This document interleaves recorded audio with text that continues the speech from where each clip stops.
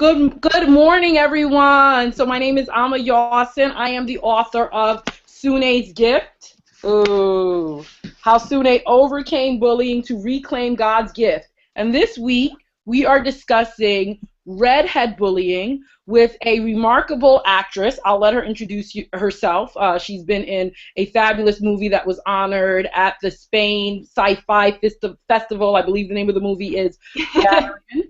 And I'll let you say more about yourself. Please let our audience know who you are and the great things you're doing. Hi. Well, yes, my name is Amanda Barron. I am an actress. Thank you for those wonderful compliments. Yes, I have a feature film that was just at the Locarno Film Festival in Switzerland, and I also have a short film that won a sci-fi award at the Barcelona International Film Festival, which was very exciting and wonderful. And yeah, I live in New York City. I'm from England, as you can probably tell from my accent, but I am a natural redhead. Wow, well, a beautiful red hair it is. So we are discussing the gift of red hair. So now, Amanda, how would you describe or how would you think about red hair in terms of it being a gift? And when I say gift, I mean an inherent quality that you are born with that allows you to make some sort of contribution in terms of art, in terms of beauty, whatever it might be to the world. What is the gift of red hair in your view? Wow. Well, it's very, very rare, which I think is a gift. I mean, it's sort of, there's only something like 2% of us who exist in the world, I think, or maybe just in the US, but I know it's tiny, tiny amount. Yeah, it's a gift to sort of just luck out with those genes. I think it's very lucky.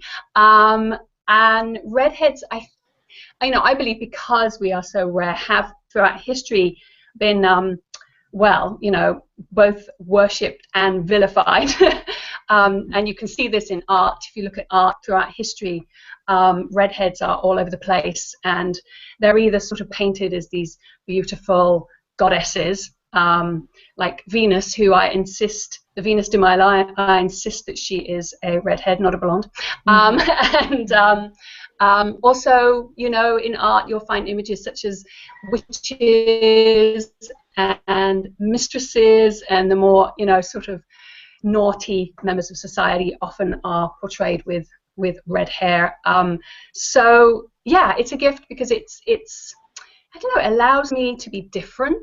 I like that. I like that I stand out from most other people on the street, which is something I've come to embrace as an adult. It was very difficult as a kid, but I think that's its gift to me. It allows me to be different.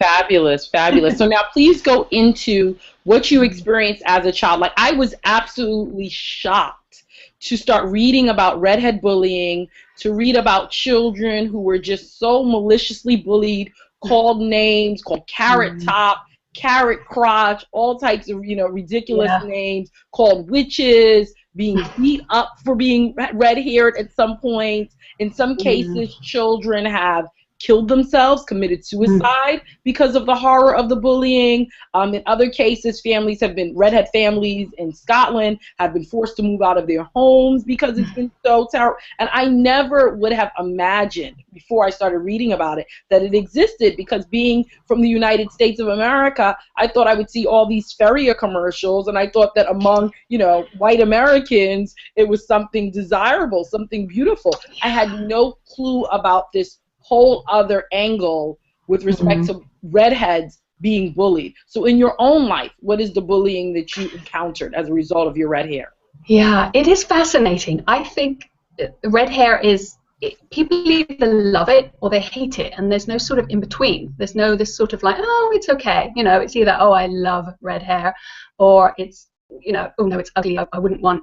And I had a girl actually say to me, I would, like, I can't remember how she said it, but it was something along the lines of, oh, if I had a baby that was born with red hair, I would want to kill it or something.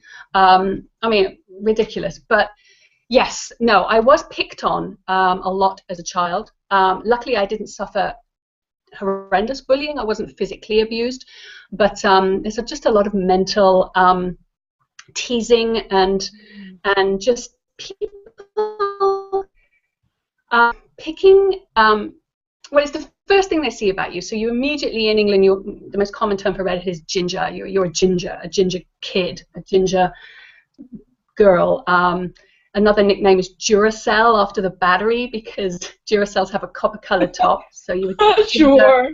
Duracell, just names like that, and sort of what becomes your defining element. You know, people don't see you as anything else other than the redhead.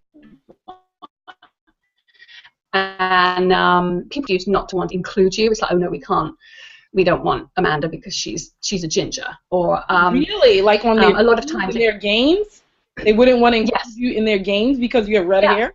Yeah, which is ridiculous. Also having very, very fair skin as well. I mean, really, really, really, I don't know if you can see in the slide, but really pale. I mean, you can almost see my veins through my So, you know, if I'd go to the beach with my girlfriends as a teenager, you know, you'd hear other teenagers sort of sniggering like, oh my God, she's so white, and oh, that's so ugly. You know, because having a tan was the thing, you know, and I think might still be for kids today, you know, young white girls anyway, you know, being tan and being brown. And for me, there was no way. I mean, it was just pale. There was nothing you could do to obtain it. No, I go red. I mean, I burn, literally. So, so yeah, on the beach, it was sort of, again, it was like this sort of reason to just sort of, I don't know, knock you down. I think that's what it was. I think, I mean, especially in England, more so in England than in America, the culture doesn't like people who stand out, or who they encourage children to conform and fit in and not be too loud and not be too this or too that. And I think stand out physically. Redheads stand out. So it's sort of, they try and squish you down, you know, and pick on you and, you know, just be mean. And then it did get, I was grateful that you mentioned when you said some of this, into my early teens, the teasing shifted, particularly with boys, about, you know, whether I was a true redhead and whether, you know, my pubic hair matched my hair on my head, which is incredibly embarrassing for like a 12, 13, 14-year-old. Yeah, boys were just obsessed with that. They just obsessively wanted to know if I had, and if there's any Brits out there, they might be a bit shocked by this, but there's a term called, it's a horrible term, called, they would ask me if I had a ginger minge, which is a very graphic, sort of a not nice term for, oh my goodness, you know, pubic hair. And it was mortifying, yeah, because of course I knew I did, and the boys never saw me naked. And that's not a bad thing. What is wrong with that? But, you know, I knew that I did, and of course I never thought there was anything wrong. I thought there was nothing wrong with me until the boys sort of started teasing about it, and then I sort of started developing a bit of a complex about the fact that yes, I did have red pubic hair, and actually sort of bright orange pubic hair, and that it was somehow now bad or ugly. It was an ugly thing to have. And you felt self-conscious going into like relationships and dating and growing older. Yep. Yeah. No, I'm very lucky now. I'm married and to a wonderful man who loves that fact that I'm a redhead. Oh, beautiful. Does your husband have red hair? No, he doesn't. He's brunette. Yeah, he doesn't have any redheads in his family. Do you have any kids? So, no, we don't. Just the two of us. So then we don't know whether any kids will inherit the redhead gene. I know. People claim that it's, you know, I guess a mutation or recessive, but I'm sure it's been known to happen that a redhead woman and a brunette man have had redhead kids. So, yeah. I think so. And, you know, in marketing, and whenever you see a redheaded kid, they always have redheaded parents. And I'm like, I don't think that happens much in real life. You know, usually you are the odd one out. My brother and sister had blonde and brown hair. And my mom was blonde, my dad was brown hair. So I was the odd one. But I have a couple of cousins who have red hair. So it's there in the family. But that's why, you know, you have that term redheaded stepchild or redheaded you know, oh, is she, people sort of say, oh, is she the milkman's daughter or something, you know, because suddenly my mom has this kid who has red hair. But she, my mom was fantastic because she always wanted to have a red-headed child. So she loved that I had red hair, and she always tried to make me, you know, empower me with it and say that it was beautiful and you know. So that gets to my next question, which is, what exactly were your steps for overcoming it? So you go from this child who's called Ginger, who's called, you know, who people are carrot midge or whatever the, you know, not politically correct term in Britain is for red pubic hair. You're being called these names. You come from this culture of conformity, wanting everyone to look the same, everyone to be the same. How exactly did you come to embrace it to be an actress? I mean, now you get paid to be out in the forefront. You get paid to, you know, present yourself to the world and to be your tall, attractive, redheaded self. How did you evolve? What were your steps? Well, for me, it coincided with me coming to the States, actually, with me sort of emigrating over here, because I came over here when I was about 17, 18. And so up to that point, I was kind of a little shy and definitely more self-conscious of how I looked. And I would pull my hair back all the time. You know, it would always be in a ponytail and, you know, just pulled off of my face, and all photographs of that from that time, you know, my hair's always sort of pulled back but I came over to New York and I was a nanny in New York City for it was a way to see the world, and it was the first time I found people who loved red hair. I started to go out and meet American men, and they just loved red hair. And they didn't call me Ginger, they called me, well, my husband calls me Red, which I love, and they refer to me as a redhead as opposed to a ginger. So in my mind, ginger was this negative thing, but being a redhead was a positive thing. And it just started to make me feel more confident, and yeah, I just became more proud of my hair, and now I try and all the time and you know, walk tall, and I've embraced my fair skin. It's a pain in the butt in the summer because I have to wear so much sun lotion all the time, but when I do have a parasol, I walk around New York City with a parasol to keep the sun off me. Sure. But, you know, yeah, but I like it. I like the fact that I'm different. I'm not, you know, so many women dye their hair blonde, and I feel like everybody is blonde, and to me it's just kind of boring. Everybody is the sort of same kind of blonde straight hair, and I that's not for me. I wouldn't want to. Yeah, your hair's kind of bushy. Yeah, it's not flat. It's kind of big, yes, which is also very pretty. No, but you raise a good point. It's like we are all fed this image of what is supposed to be beautiful and what is supposed to be worthy. And in the United States, I'm sure in the UK, all over the world, all over the globe, it's the same image of perhaps like a thin, perhaps a little busty, straight blonde-haired person with, you know, now buttocks are all the rage, so now we'll add a little butt to the person or to the woman, and that's the image, and everyone seems to struggle to conform, to kill themselves, to harm themselves in order to fit that one ideal of beauty. And for some people it's harder than others, because unfortunately for black women it's like so far.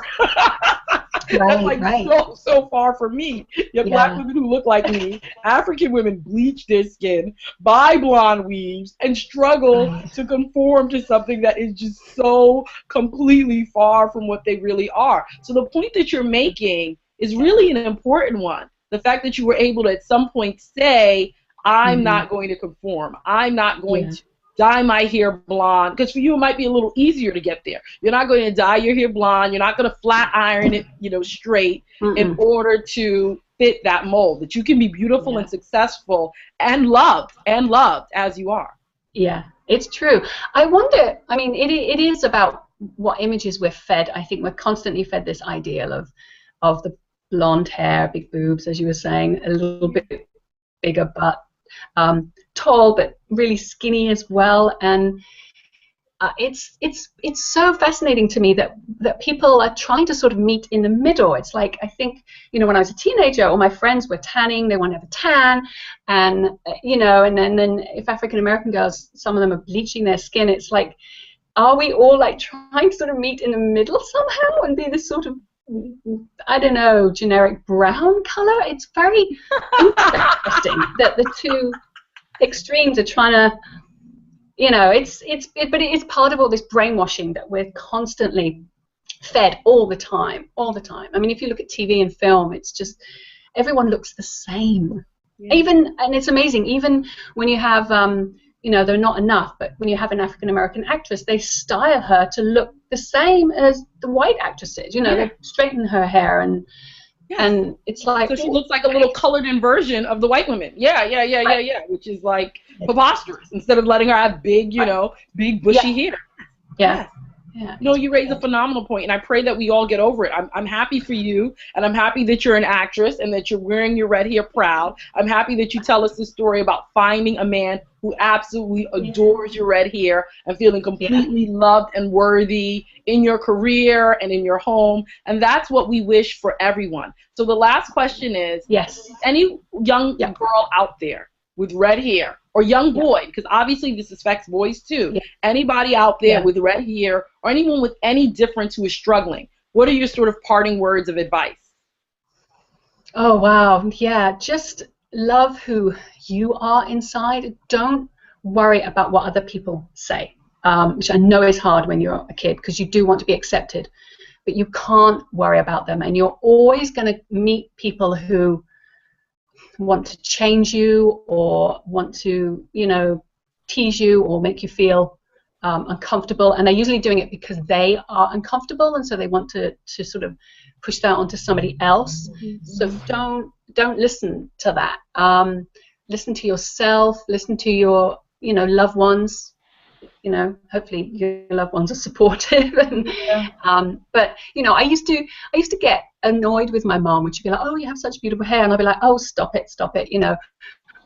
But now it was really important that she did say that to me, even though I didn't want to hear it at the time. Now I look back and I'm like, yes, because it helped to make me feel that my red hair was beautiful. When other kids were telling me it wasn't.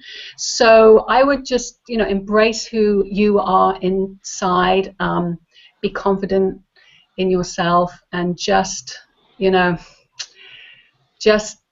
tell people to shut up. They're just jealous. They're jealous. They're all jealous. They're jealous that you have something that stands out. I have something that is special. Definitely.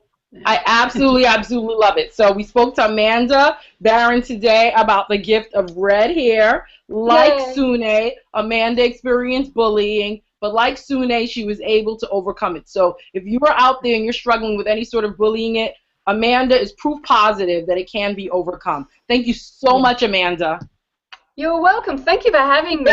Thank Goodbye you. for now. Bye.